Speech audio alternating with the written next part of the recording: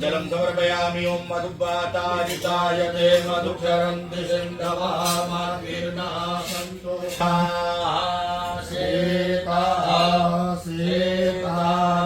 सेताक्षोर्मस्ते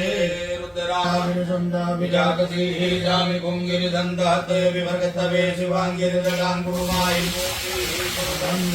शिवेन वचसाद्वा गिरिसाज्जा वदामसि दधानः सर्वमिजगदय प्रभुदानां ऋतोन् श्रीरमामृतागन्धर्वाणां दुरादर्शां नित्यपुष्टां गणेशीं ईश्वरीं सर्वभूतानां तामिहो बहरे श्रियं श्रीकाशीविश्वेश्वरदां वसदा शिवाय नमः। श्रीखण्डं चन्दनं दिव्यं गन्धाढ्यं सुमन